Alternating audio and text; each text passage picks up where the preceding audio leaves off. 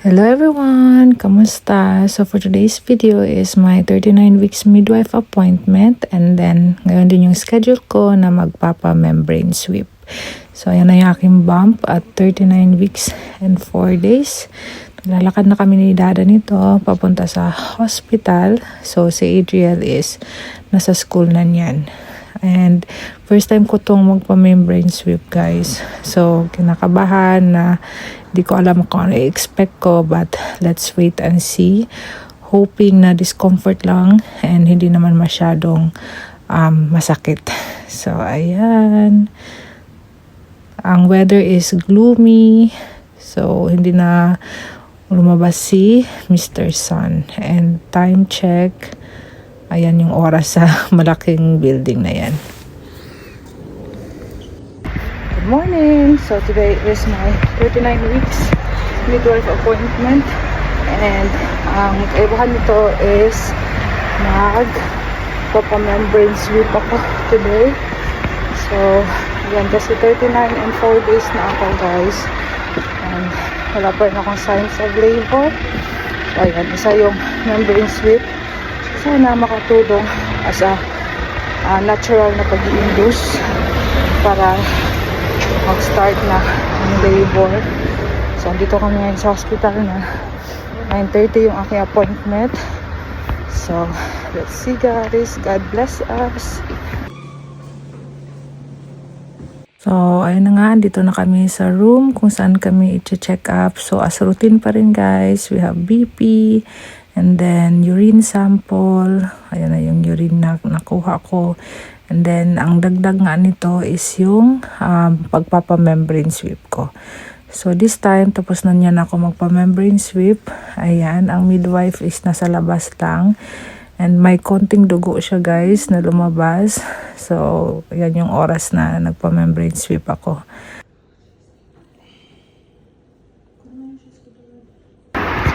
Ayan, guys.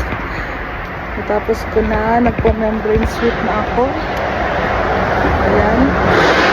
First time kong nakakita na ng dugo. After 9 months. So, medyo may dugo na lumabas. Then, 1 cm na daw ako. So, ayan. Let's see kung tuloy-tuloy ang pagbaba ni baby, praying. Pero pag hindi, yun nga, after sa Sunday is nakaschedule na ako ng induction. So ayan, so membrane sweep, pain parang okay naman. Uncomfortable lang. It's not really, hindi talaga siya pain, parang IE lang. So yun, so yun lang, first time ko yun, guys. Hindi ko na gawa yun kay Adriel.